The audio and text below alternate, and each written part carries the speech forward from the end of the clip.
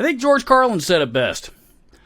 Think about how stupid the average person is, and they realize that half of them are dumber than that. Know your troll. Welcome to another edition of Know Your Troll. This is this channel's video series where I respond to viewer comments that the viewer have left in the comment sections of my videos, as well as call out the trolls on their unfathomable level of stupidity. Here we go.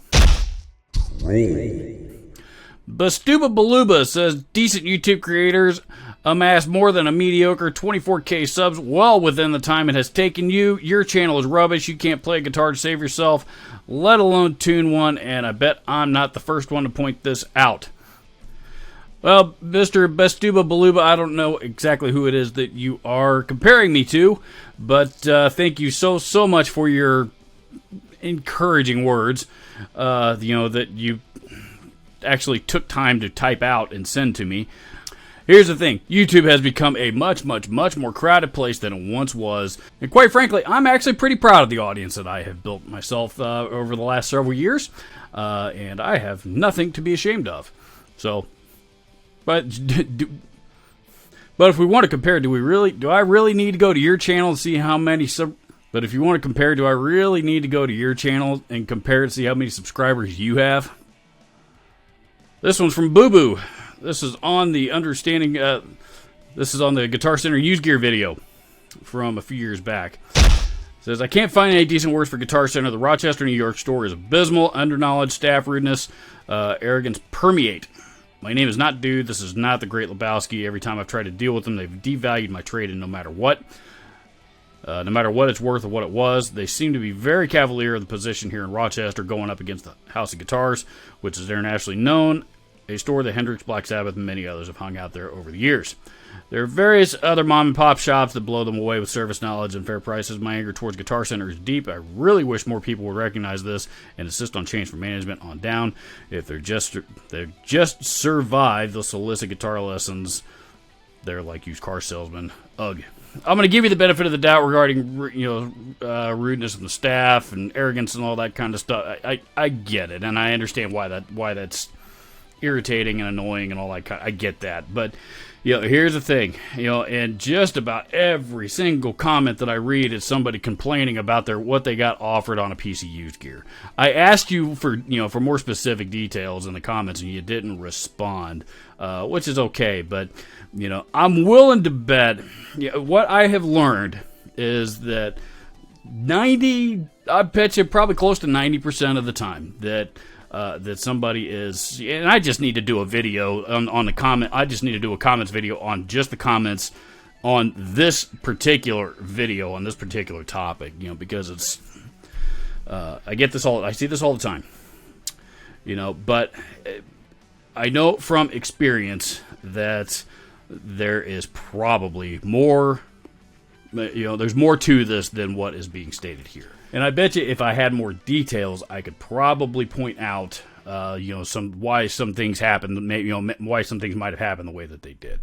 So this is on the 13 guitars that you might not know about video. Emphasis on guitars you might not know about. This is a video that was a list of guitars, that were more obscure, that were great instruments that a lot of people might not be familiar with these days. Christopher Frasher says you forgot to mention the PV Horizon 2. How did you let that guitar unmentioned? Well, Christopher, to be quite honest with you, I'd never played one. Not that I said there's anything wrong with that guitar, but if I never played one, how would I know? Well, it's not like you forgot to mention the Solar E1.6 ET with Evertune or something. That would have been unfortunate to let that slip past your attention without it. Oh, God, you fucking idiot. Oh, man.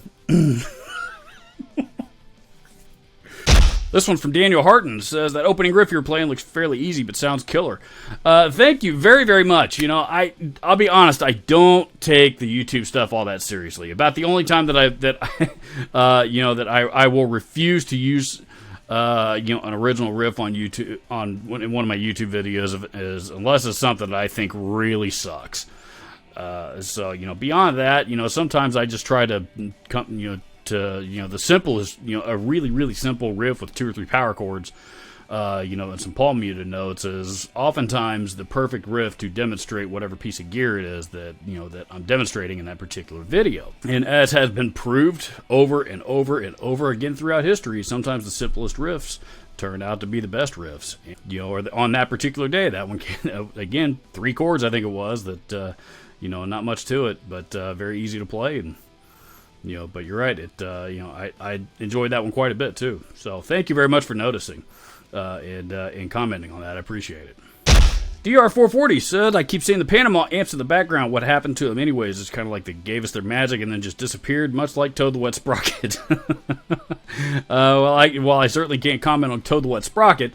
Panama guitars, the Panama amps, which is the name of the company was actually called Panama Guitars. Unfortunately, went out of business a year or 2 ago.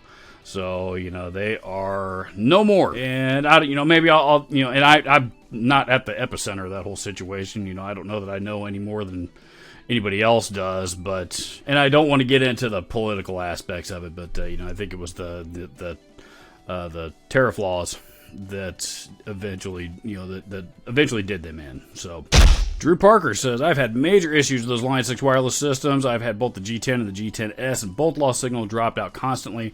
I just play in my studio, too. I don't gig with them and never move away more than like 5 feet from the unit. I'm not sure why that is, but if you have any suggestions for troubleshoots, let me know.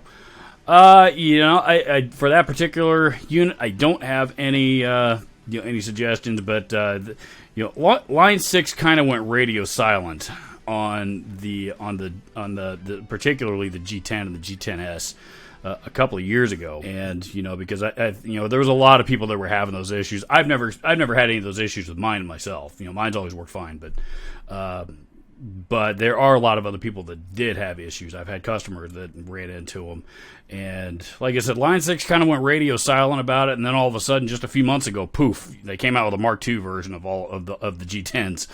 Both the G10 and the G10S are now called the G10-2. And G10S2, and the transmitter is G10T2, as in Roman numeral 2, that is. So when you're searching for them on Guitar Center's website or whatever website you're looking for them for, search for, I think it's G10II or G10SII. And that will pull up the new version, which I understand has fixed all of those connection issues.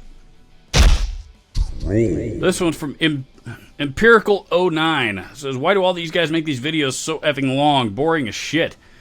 Well, the video you commented on was like 16 minutes, which is a pretty average length video nowadays on YouTube, especially in the guitar gear genre. I don't know what more you're looking for, but it's awful cute seeing you actually take the time to complain about that. Since your time is so valuable, I mean.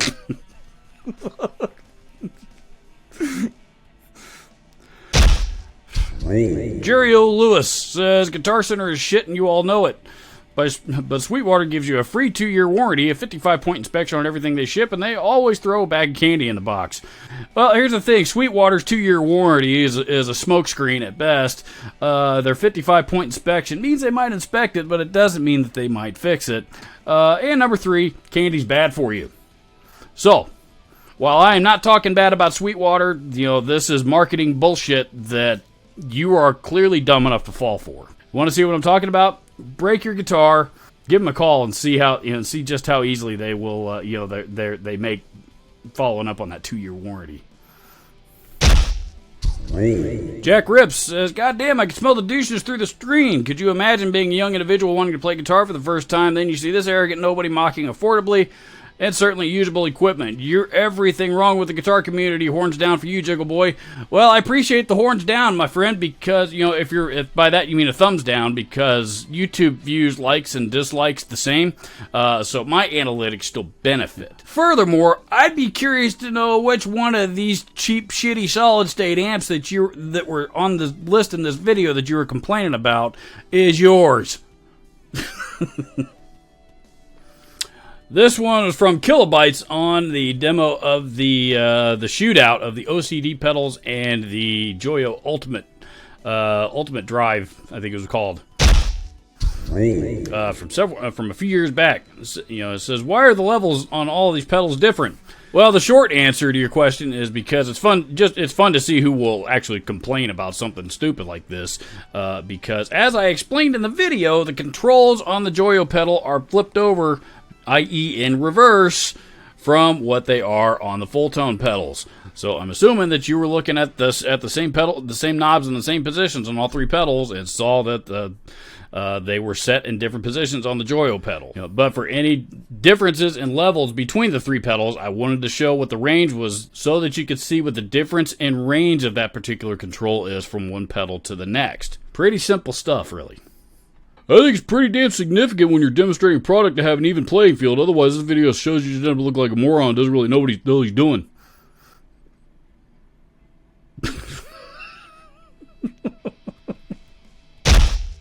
In response to the Outlaw Effects Deputy Marshal distortion pedal, Lil Fry says, wow, this pedal sucks. In my opinion, it's just a worse version of the Boss Metal Zone. You're broke as hell. No God, bro, no cap 100, delete your channel. I have no idea what that last comment means. But in regard to the Deputy Marshal, that thing doesn't even sound remotely close to the Metal Zone. Those two pedals are nothing alike. Which, I mean, that right there is living proof you have no idea what you're talking about. For those that might not be familiar with the Outlaw Effects Deputy Marshal, it is it's a Marshall in a box distortion pedal, and a very, very good sounding one in my opinion, at a very, very affordable price point. This one's from somebody named Love Violence. Look through comments while waiting for this guy to get on with the video. What a dick. Doesn't need to argue with everyone like a child would. Can't say anything about other people's egos when his is held up by twigs. Your screen name is called Love Violence, and you're talking about my ego? You know, some people seem to think that as a creator on YouTube that somehow I'm in the customer service business, and I'm not. Okay? You know, I am under no obligation to be nice to anybody. If you're going to be a dick, don't be surprised if I'm a dick right back to you. I have no problem with criticism. That's fine, you know, but being a dick about it at the same time, that ain't cool. You know, if you're gonna criticize, at least be respectful. Marco Summercrest says, I've only seen Gorilla amps in pawn shops. I'm pretty sure they were manufactured in used condition. I wholeheartedly agree, my friend. I think you might be onto something. There seems to be a lot of truth to that statement. This one's from MTS Almela. I have no idea if I'm pronouncing that right. Says, that angle tone is the best I've heard anywhere on YouTube in a while. Thank you very much. And, you know, even though I don't really deserve any credit for it, this comment was left on the video that I put up here recently about metal tone not necessarily being about gain. And in that video, I used Amplitube 5, and you know the reason why I used Amplitube 5 is because I wanted no variables, no other variables to be touched other than the gain control. I wanted everything else to be the same. So, microphones on actual cabs can it'd be next to impossible to replicate, even if you don't move anything. Sometimes. There was just using a virtual amp was a lot, was the best solution for that particular demonstration, that particular experiment. It was the virtual version of the Engel Powerball and IK Multimedia's Amplitube 5 that came out fairly recently. And I have to agree that amp does sound pretty good. I've had a lot of people that have commented on it as well, and even I was even surprised with it, to tell you the truth. The Amplitube 5 is pretty cool, man. Maybe I'll do a video on just that by itself. Also on the same video, Paul Baker, who happens to be a close friend of mine. So it's a great video. I know you and I have had many discussions about this. I think the Gain on 2 was my favorite. However, for hard rock and metal, I think 4.5 would have been perfect. Yeah, and I've kind of thought about, that's kind of where I would have landed too. If it was probably a tone that I was dialing in for myself, and as opposed to dialing it in for experimental demonstration purposes of the video in question. Like I said, 4 to 5 is probably where I would have landed as well. But I agree. I liked it on 2 fairly well. And I did experiment with some others. I wanted some extreme examples so people could tell the difference. But you were actually the one that taught me that lesson once upon a time, and that was a really, really important lesson. And an important conversation the first time you and I talked about that. And I've gotten a lot out of it and passed that on to many, many people. So thank you very much. Scott Collins says, I agree the tone is in the hand. Shredding is set lower than most believe. But there's zero comparison with a simulated amp. And the real deal circuitry feels like this would have driven the point home if used on a real valve amp. Again, I disagree, and because there's just in a recording environment, trying to demonstrate what I was trying to demonstrate as it relates to different levels of gain, using virtual amps eliminated the most outside factors. I'm not going to deny that an actual Engel Powerball would probably sound better than the virtual version I was using. However, number one, I don't own an Engel Powerball as much as I wish I did, and number two, it was, that was the best way for me to ensure that I could just change the setting, change the gain setting and share with you guys exactly what I was doing and demonstrate how lower gain settings can also get the job done. However, one thing I did not say in that video was the tone is in the hands, and there's some truth to that, but, at the end of the day, I think that's mostly a myth. And, I think if tone were in the hands, then, the vast majority of people could care less what they were playing. But instead, everybody is really, really partial to the amps that they're playing and the guitars that they're playing and constantly on the hunt for that next piece of gear that sounds great. So, tone is in the hands. Nope, not buying it. Tim McManamy says, you obviously don't have a constructive criticism. You just don't like something, so you just insult the product. The tuck and roll amps. Oh, here we go. The tuck and roll amps have a unique sound, and the reverb is something I have yet to find something that sounds as good. Those amps were built like a tank, too. I can't believe you have a channel.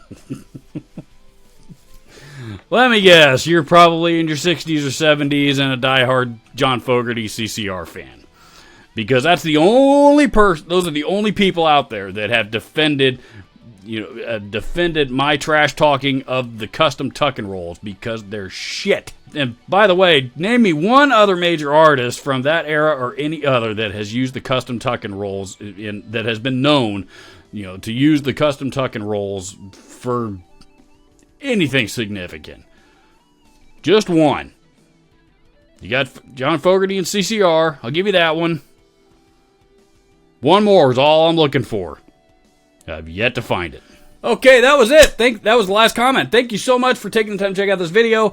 Please don't forget to leave your comments down in the comment section. Please consider hitting the subscribe button to this video if you have not already. Thank you so much for watching. Adios.